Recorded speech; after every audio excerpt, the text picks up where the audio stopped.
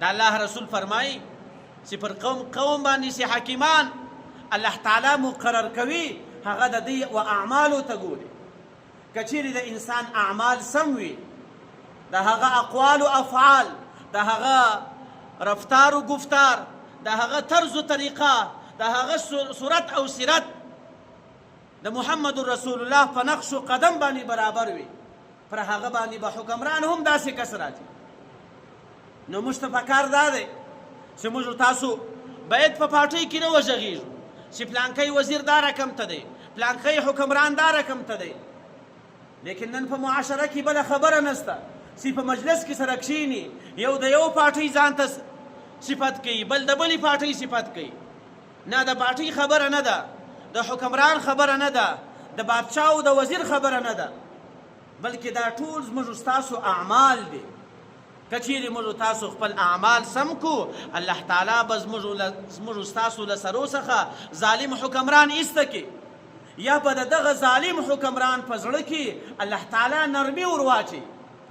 بیا به دغه ظالم حکمران وي، الله تعالی به دې ته هدایت کړی، بیا به دغه ظالم حکمران دا ټول قوم ساتي. نو دغه زموږ ستاسو د اعمالو نتیجه ده. د مسلم شریف حدیث دی، دا په حدیثو کې یو بهترین کتاب دی. په دې کې یو عجیبه حدیث ذکر دی، لږ په توجه یې راسره واورئ. د الله رسول فرمایي چې په آخره زمانه کې به 1000 کسان په مسجد کې ولاړ وي. ګوره 1000 کسان د الله په کور کې دي او ټول په اوداسه باندې دي، ټول و الله تعالی ته په سجده دي، د الله و کور ته راغلي دي، لیکن په دې 1000 کسانو کې به د یوه کس هم ایمان نه وي. الله اکبر! دا څومره خطري خبره ده. زموږ ستاسو خیال دا دی چې موږ تاسو صرف دا 5 وخته لمونځ کوو، بس موږ تاسو مسلمانان یو. والله العظیم که په دې 5 وخته لمنځو موږ تاسو د جنت بوی لا هم ووینو. ځکه د الله تعالی په حضور کې یوازې د لمانځه خبره نه، د الله په حضور کې د حقوق العبادو خبره ډیره مهمه ده. په حقوق الله کې خو الله تعالی و انسان ته ورتېرېږي. صرف د الله تعالی په حضور کې یوه ترخه اوښکه تېره توکه، الله تعالی به تا ته تر هر څه در تېر شي، بیا تر لمانځه در تېرېږي، تر کفر در تېرېږي، در شرک در تېرېږي.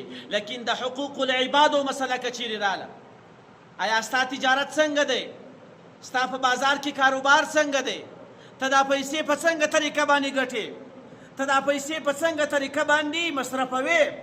او دا پیسې په څنګه ځای کې مصرفوې؟ د الله تعالی په حضور کې د هغه شی پوښتنه کېږي. هلته که الله تعالی مهرباني هر څومره زیاته ده، لیکن د حقوق العبادو مسله که چیرې راله، د همسایه مسله که راله، د کاروبار مسله که راله، د تجارت مسله که راله، هلته بیا الله تعالی و انسان ته تر یو شي هم نه ورتېرېږي. هلته به خپل ورور ته و مسلمان ته پوره حق ورسوي. لیکن زموږ ستاسو کاروبار څنګه دی؟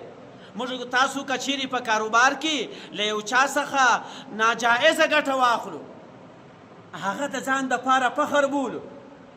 دا مو په خپلو غوږو اورېدلي دي چې پلانکي سړي ته مې داسې راډ ورکړو چې ټول وخت بې باپه یاد وي. نن مې یو داسې ګټه کړې ده چې دا مې بیا 4-5 میاشتې بس ده. بیا د 1000 روپو شی په 1,00,000 روپۍ باندې هم خرڅوي که وچسپېږي د ده.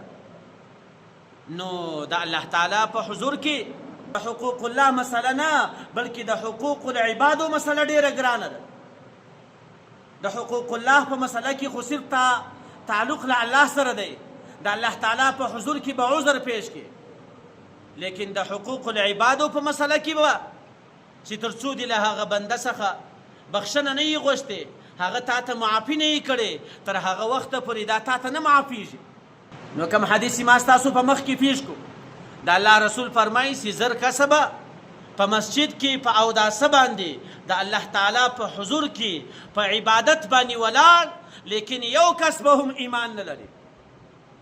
د دې وجه څه شته؟ دا د یو سوچ خبره ده. موږ خدا وایو که چا لمونځ کوئ بس هغه مسلمان دی، که چا یو 2 رکعاته زیات وکړو هغه زموږ ستاسو د علاقې بزرګ دی. نو د دې وجه دا ده چې د دې 1000 انسانانو به عقیده نه وي برابره. نن د عقیدې مسله تاسو وګورئ، د عقیدې پر برابر باندې نن فرقې تر سل هم اوښتې دي. ډېرې داسې فرقې شته چې هغه الله تعالی نه مني، ډېرې داسې فرقې شته چې هغه محمد رسول الله په رسالت باندې نه مني، ډېرې داسې فرقې شته چې هغه صحابه کرام نه مني، او ډېرې داسې فرقې شته چې هغه د قبر عذاب نه مني، او ډېرې داسې فرقې شته چې هغه حساب او کتاب نه مني.